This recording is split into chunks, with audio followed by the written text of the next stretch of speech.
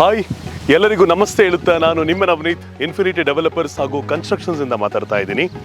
ಇವತ್ತು ನಾವು ವಿಡಿಯೋ ಮಾಡ್ತಿರೋ ಕಾರಣ ಇಷ್ಟೇ, ಹೇಗಿದೆ ತುಮಕೂರು, ಹೇಗಾಗಿದೆ ಆ್ಯಂಡ್ ಇವತ್ತು ಹೇಗಿದೆ ಆ್ಯಂಡ್ ಮುಂದೆ ಡೆವಲಪ್ಮೆಂಟ್ ಮುಖಾಂತರ ಇನ್ನೂ ಹೇಗಾಗುತ್ತೆ ಅನ್ನೋದ್ರ ಬಗ್ಗೆ ಒಂದು ಚಿಕ್ಕದಾಗಿ ವಿಡಿಯೋ ಮಾಡೋಣ ಅಂತ ಹೇಳಿ ಮಾಡ್ತಾ ಇದ್ದೀವಿ. ನಮ್ಮ ತುಮಕೂರಿನ ರಿಯಲ್ ಎಸ್ಟೇಟ್ ಮೇಲೆ ಯಾಕೆ ಇನ್ವೆಸ್ಟ್ಮೆಂಟ್ ಮಾಡಬೇಕು ಅಂತ ಹೇಳಿ ತುಂಬ ಜನಕ್ಕೆ ಒಂದು ಕ್ವಶನ್ ಇದೆ.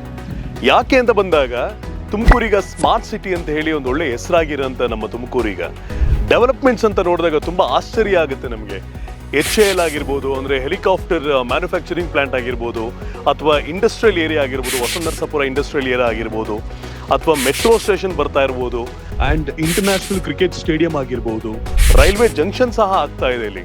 ಹಾಗಾಗಿ ತುಮಕೂರು ಒಂಥರ ಹೇಗಾಗಿದೆ ಅಂದರೆ, ಈ ನ್ಯಾಷನಲ್ ಹೈವೇಸ್ ಅಂತ ತಗೊಂಡಾಗ ಪ್ರತಿಯೊಂದು ಊರಿಗೂ ಕನೆಕ್ಟಿವಿಟಿ ಆಗಿರುವಂತಹ ನಮ್ಮ ತುಮಕೂರಲ್ಲಿ 4 ಭಾಗವಾಗಿ ನಾವು ಮಾಡೋದಾದರೆ, ಒಂದು ಶಿರಾ ಹೈವೇ, ಒಂದು ಬ್ಯಾಂಗ್ಳೂರ್ ಹೈವೇ, ಮತ್ತೊಂದು Tiptur highway.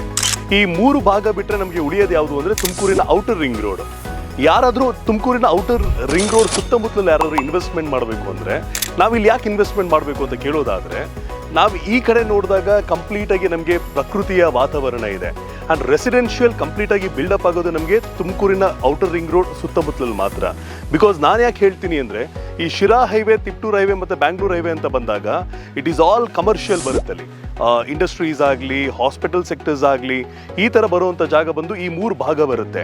Outer ring road ಅಂತ ಬಂದಾಗ ಕಂಪ್ಲೀಟಿಗೆ ನಿಮಗೆ ಪೀಸ್ಫುಲ್ ಆಗಿ ನೆಮ್ಮದಿಯಾಗಿರುವಂತಹ ಜಾಗ ನಮಗೆ ಸಿಗದೆ ಔಟರ್ ರಿಂಗ್ ರೋಡಲ್ಲಿ.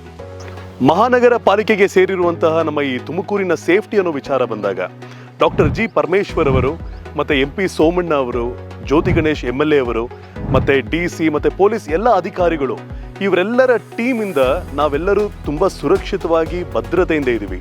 ನಮಗೆ ತುಂಬ ಸೆಕ್ಯೂರ್ ಆಗಿ ಅವರೆಲ್ಲರೂ ನಮ್ಮನ್ನು ನೋಡ್ಕೊತಾ ಇರುವಂಥದ್ದು ಈ ತುಮಕೂರಲ್ಲಿ.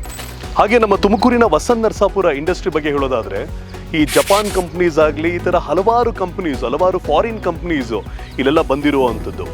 ನಮ್ಮ ಪ್ರಕಾರ ಈಗ ತುಮಕೂರಿನ ಔಟರ್ ರಿಂಗ್ ರೋಡ್ ಏನಿದೆಯೋ, ಈ ರಿಂಗ್ ರೋಡ್ ಸಿಟಿ ಸೆಂಟರ್ ಆಗುತ್ತೆ.